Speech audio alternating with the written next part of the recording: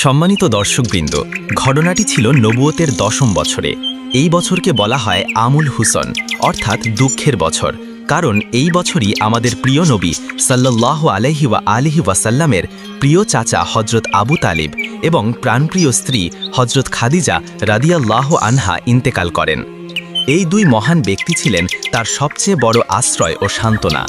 তাদের ইন্তেকালের পর মক্কার কাফেররা হুজুরের উপর আরও বেশি জুলুম ও নির্যাতন শুরু করে। তাই হুজুর সাল্লাল্লাহু আলাইহি ওয়া আলিহি ওয়াসাল্লাম মক্কার অত্যাচার থেকে কিছুটা মুক্তির আশায় শওয়াল মাসে নবুয়াতের ১০ম বছরে তায়েফ যাত্রা করেন। তার ধারণা ছিল হয়তো তায়েফের মানুষরা হেদায়েত গ্রহণ করবে এবং ইসলামের প্রতি সহানুভূতিশীল হবে। তিনি তার আজাদ করা দাস হজরত জায়েদ বিন হারিসা রাদিয়াল্লাহু আনহুকে সঙ্গে নিয়ে দাওয়াতের উদ্দেশ্যে তায়েফ যান। তারা তায়েফের শাসক গোষ্ঠীর সাথে সাক্ষাৎ করেন, যারা ছিল তার নানার দিকের আত্মীয়। সেই সময় তায়েফে অমর বিন উমায়েরের ৩ পুত্র আবদে ইয়ালিল, মাসুদ এবং হাবিব শাসক ছিলেন। তারা ছিল বনু সাকিব গোত্রের মানুষ। রাসূলুল্লাহ সাল্লাল্লাহু আলাইহি ওয়া আলিহি ওয়াসাল্লাম এদেরকে ইসলামের দাওয়াত দেন এবং সহযোগিতা কামনা করেন। তিনি সেখানে টানা ১০ দিন অবস্থান করে তাদেরকে বোঝানোর চেষ্টা করেন, কুফর ও শিরক ত্যাগ করে ঈমান গ্রহণের আহ্বান জানান। কিন্তু ৩ জনই অত্যন্ত উদ্ধত্তপূর্ণ এবং অবমাননাজনক জবাব দেয়। প্রথমজন বলল, আল্লাহ কি তোমার মতো একজন ছাড়া আর কাউকে পাননি নবী বানানোর জন্য? দ্বিতীয়জন বলল, কাবা শরীফের জন্য এর চেয়ে বড় অপমান আর কি হতে পারে যে তোমার মতো কেউ নবী হওয়ার দাবি করছে? তৃতীয়জন বলল, আমি তোমার সাথে কথা বলবো না। যদি তুমি সত্যবাদী হও তবে তোমার সাথে কথা বলার ভয়ে ভয়ে আদবের খেলাফ, আর যদি তুমি মিথ্যাবাদী হও তবে তুমি কথা বলার যোগ্যই নও। উল্লেখিত সর্দাররা শুধু হেদায়েত গ্রহণ করতে অস্বীকার করেনি, বরং তারা রাসূল সাল্লাল্লাহু আলাইহি ওয়া আলিহি ওয়াসাল্লামকে তায়েফ শহর থেকে বের করে দেয়। কিন্তু দুর্ভাগ্যজনকভাবে তারা এখানেই থেমে থাকেনি। তারা তায়েফের উশৃঙ্খল ও বখাটে ছেলেদের উস্কে দেয়, যেন তারা রাসূলুল্লাহ সাল্লাল্লাহু আলাইহি ওয়া আলিহি ওয়াসাল্লামের পেছনে লেগে যায়। তাকে পাথর ছুঁড়ে আহত করে এবং উপহাস করে। ফলে রাস্তা দিয়ে যাওয়ার সময় তারা তার উপর পাথর নিক্ষেপ করতে শুরু করে। এত পাথর ছোড়া হয়েছিল যে হুজুর সাল্লাল্লাহু আলাইহি ওয়া আলিহি ওয়াসাল্লাম গুরুতরভাবে আহত হয়ে পড়েন। যখন আঘাতের তীব্রতায় তিনি বসতে পারতেন, তখন ওই দুর্বৃত্তরা তার বাহু ধরে জোর করে দাঁড় করাতো এবং আবারও পাথর ছুঁড়তে শুরু করত। তারা উচ্চস্বরে অট্টহাস্য করত। রাসূলুল্লাহ সাল্লাল্লাহু আলাইহি ওয়া আলিহি ওয়াসাল্লামের পবিত্র শরীর রক্তে রঞ্জিত হয়ে যায় এবং তার জুতো রক্তে ভরে যায়। যখন তিনি হাঁটতে শুরু করতেন, তখনও তারা পেছন থেকে পাথর মারত। এর সাথে সাথে তাকে গালি দিত এবং বিদ্রূপ করে আওয়াজ করত। এই হৃদয় বিদারক মুহূর্তে তার সাথী হজরত জায়েদ বিন হারিসা রাদিয়াল্লাহু আনহু তাকে রক্ষা করার আপ্রাণ চেষ্টা করতে থাকেন। তিনি তার শরীর দিয়ে রাসূলুল্লাহ সাল্লাল্লাহু আলাইহি ওয়া আলিহি ওয়াসাল্লামকে আড়াল করার চেষ্টা করেন, যেন যতটা সম্ভব পাথর তার গায়ে লাগে। এই চেষ্টায় হজরত জায়েদ রাদিয়াল্লাহু আনহুর মাথাও গুরুতরভাবে আহত হয়। আর হুজুর সাল্লাল্লাহু আলাইহি ওয়া আলিহি ওয়াসাল্লামের পায়ের জখম এতই গভীর ছিল যে সেখান থেকে রক্ত ঝরতে থাকে। মারাত্মক আহত অবস্থায় রাসূলুল্লাহ সাল্লাল্লাহু আলাইহি ওয়া আলিহি ওয়াসাল্লাম তায়েফ থেকে বের হয়ে পড়েন এবং বনি রাবিয়া গোত্রের একটি বাগানে আশ্রয় নেন। এটি ছিল উতবা ইবনে রাবিয়া এবং সায়বা ইবনে রাবিয়ার মালিকানাধীন। সেখানে একটি গাছের নিচে তিনি আশ্রয় গ্রহণ করেন। হুজুর সাল্লাল্লাহু আলাইহি ওয়া আলিহি ওয়াসাল্লাম ছিলেন গভীর শোকাহত, শারীরিকভাবে আহত এবং মানসিকভাবে ভেঙে পড়া এক অবস্থা। সেই নির্জন কষ্টভরা মুহূর্তেই তিনি এক অসাধারণ ও হৃদয় বিদারক দোয়া করেন, যা ইতিহাসে দোয়ায়ে তায়েফ বা দোয়ায়ে মুস্তাগাদ্দিন নামে প্রসিদ্ধ। এই দোয়ার প্রতিটি বাক্য বিনয়, নম্রতা ও গভীর আত্মসমর্পণের নিদর্শন। এই দোয়া থেকেই বোঝা যায় তায়েফবাসীর অবমাননা ও নির্যাতনে তিনি কতটা ব্যথিত হয়েছিলেন। রাসূলুল্লাহ সাল্লাল্লাহু আলাইহি ওয়া আলিহি ওয়াসাল্লাম বলেন, হে আল্লাহ, আমি তোমার কাছেই আমার দুর্বলতা, অসহায়ত্ব এবং মানুষের চোখে আমার তুচ্ছতার অভিযোগ জানাই। হে দয়াময়, তুমি দুর্বলদের আশ্রয় এবং তুমি আমার রব। তুমি আমাকে কার কাছে সঁপে দিচ্ছ? এমন কারো হাতে যে অচেনা এবং আমার ওপর কঠোর আচরণ করে, নাকি এমন শত্রুর হাতে যার ওপর তুমি আমার ব্যাপারে কর্তৃত্ব দিয়েছ? যদি আমার প্রতি তোমার কোনো রাগ বা অসন্তুষ্টি না থাকে, তবে আমি কষ্টের কোনো পরোয়া করি না। কিন্তু তোমার পক্ষ থেকে শান্তি ও নিরাপত্তা আমার জন্য সবচেয়ে প্রশস্ত আশ্রয়।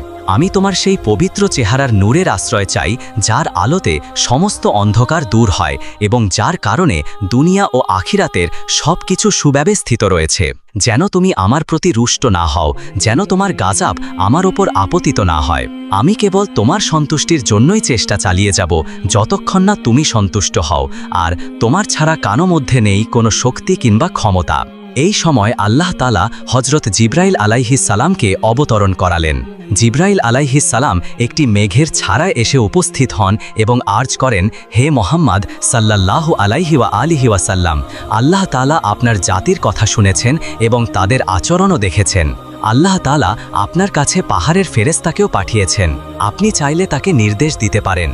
এরপর পাহাড়ের ফেরেশতা নবী করিম সাল্লাল্লাহু আলাইহি ওয়া আলিহি ওয়াসাল্লামকে সালাম আর্জ করেন এবং বলেন, হে আল্লাহ তাআলার রাসূল, আপনি যদি অনুমতি দেন তাহলে আমি এই দুটি পাহাড় যা মক্কার দুই পাশে অবস্থিত তুলে এনে এই তায়েফবাসীর ওপর চাপিয়ে দেব, যাতে তাদের নাম নিশানা পর্যন্ত মুছে যায়।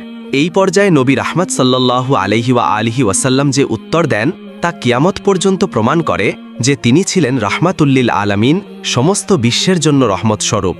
তিনি বললেন, না, আমি এটা চাই না, বরং আমি আল্লাহ তাআলার কাছে আশা রাখি যে এদের ভবিষ্যৎ প্রজন্মের মধ্য থেকে এমন লোক জন্মাবে যারা শুধুমাত্র এক আল্লাহর ইবাদত করবে এবং তার সাথে কাউকে শরিক করবে না।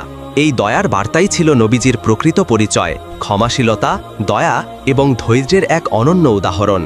এদিকে সেই বাগানে উপস্থিত ছিলেন উদবা ও সায়েবা। তারা রাসূল সাল্লাল্লাহু আলাইহি ওয়া আলিহি ওয়াসাল্লামের মাজলুম ও অসহায়ত্ব নিজের চোখে দেখছিল। এই দৃশ্য দেখে তাদের হৃদয় কিছুটা গলে যায়, আত্মীয়তার টান ও মানবিক অনুভূতি জেগে ওঠে। তারা এক থালায় আঙ্গুর সাজিয়ে আনল এবং তাদের একজন খ্রিস্টান গোলাম আদ্দাসকে ডেকে বলল, এই আঙ্গুরগুলো ওই ব্যক্তির কাছে নিয়ে যাও এবং তাকে বলো যেন কিছু খেয়ে নেন। আদ্দাস আঙ্গুরের খালা নিয়ে এলো এবং তার রাসূল সাল্লাল্লাহু আলাইহি ওয়া আলিহি ওয়াসাল্লামের সামনে রাখল। হুজুর সাল্লাল্লাহু আলাইহি ওয়াসাল্লাম বিসমিল্লাহ বলে খাওয়া শুরু করলেন। আদ্দাস বিস্মিত হয়ে জিজ্ঞেস করল, আল্লাহর কসম, এই শহরের লোকেরা তো বিসমিল্লাহ বলে না। তখন নবী করিম সাল্লাল্লাহু আলাইহি ওয়াসাল্লাম জিজ্ঞেস করলেন, তুমি কোন শহরের বাসিন্দা এবং তোমার ধর্ম কি? আদ্দাস উত্তর দিল, আমি নিনোয়ার বাসিন্দা, ধর্মমতে আমি একজন খ্রিস্টান। রাসূলুল্লাহ সাল্লাল্লাহু আলাইহি ওয়াসাল্লাম বললেন, সেই নিনোয়া যেখানে আল্লাহর নবী ইউনুস ইবনে মাতা আলাইহিস সালাম থাকতেন। আদ্দাস বিস্ময়ে বলল, আপনি ইউনুস আলাইহিস সালাম সম্পর্কে জানেন কিভাবে? রাসূলুল্লাহ সাল্লাল্লাহু আলাইহি ওয়াসাল্লাম বললেন, তিনি আমার ভাই ছিলেন, আল্লাহর একজন নবী, আমিও একজন নবী। এ কথা শুনে আদ্দাসের চোখে পানি এসে যায়। সে আবেগে আপ্লুত হয়ে রাসূলুল্লাহ সাল্লাল্লাহু আলাইহি ওয়াসাল্লামের হাত, পা এবং কপালে চুমু দেয় আর উচ্চস্বরে বলে ওঠে, আশহাদু আল্লা ইলাহা ইল্লাল্লাহু ওয়া আশহাদু আন্না মুহাম্মাদান আবদুহু ওয়া রাসূলুহু। আমি সাক্ষ্য দিচ্ছি আল্লাহ ছাড়া কোনো ইলাহ নেই এবং মুহাম্মদ সাল্লাল্লাহু আলাইহি ওয়াসাল্লাম আল্লাহর বান্দা ও রাসূল। যখন আদ্দাস ফিরে গেল তখন উতবা ও সায়েবা তাকে বলল, তুমি ওই ব্যক্তির হাত ও পা চুম্বন করছিলে, সতর্ক থাকো, সে যেন তোমাকে তোমার ধর্ম থেকে ফিরিয়ে না দেয়। মনে রেখো, তোমার ধর্ম তার ধর্মের চেয়ে উত্তম। এরপর ফেরার পথে রাসূলুল্লাহ সাল্লাল্লাহু আলাইহি ওয়াসাল্লাম কয়েকদিন মাকামে নাখালাতে অবস্থান করেন। এক রাতে তিনি নামাজে রত ছিলেন। ঠিক তখনই নাসিবিনের জিনদের একটি কাফেলা সেখানে উপস্থিত হলো। তারা থেমে গেল এবং কোরআনের তেলাওয়াত শুনতে থাকল। কোরআনের আয়াতগুলো তাদের হৃদয়কে কাঁপিয়ে দিল। তারা সঙ্গে সঙ্গে ঈমান গ্রহণ করে এবং নিজেদের কওমে ফিরে গিয়ে ইসলামের দাওয়াত দেয়। রাসূলুল্লাহ সাল্লাল্লাহু আলাইহি ওয়াসাল্লাম তখনও জানতেন না এই জিনরা এসেছিল এবং তার তিলাওয়াত শুনে ঈমান এনেছিল। পরে এই বিষয়ে আল্লাহ তাআলা সূরা আহকাফে উল্লেখ করেছেন, তাদের আগমন ও ঈমান গ্রহণ সম্পর্কে তুমি জানতেও পারোনি। যখন রাসূলুল্লাহ সাল্লাল্লাহু আলাইহি ওয়াসাল্লাম মক্কার কাছাকাছি পৌঁছালেন তখন হযরত যায়েদ বিন হারেসা রাদিয়াল্লাহু আনহু বললেন, ইয়া রাসূল আল্লাহ, আপনি মক্কায় কিভাবে প্রবেশ করবেন? তারাই তো আপনাকে বের করে দিয়েছিল। নবীজি সাল্লাল্লাহু আলাইহি ওয়াসাল্লাম উত্তরে বললেন, হে যায়েদ, আল্লাহ তাআলা অবশ্যই এই বিপদ থেকে মুক্তির কোনো না কোনো উপায় সৃষ্টি করবেন। তিনি তার দ্বীনের রক্ষক এবং সাহায্যকারী, আর তিনি তার নবীকে বিজয়ী করবেন, এতে কোনো সন্দেহ নেই। নেক্সট পার্ট 2 আমরা আনতে চলেছি দ্বিতীয়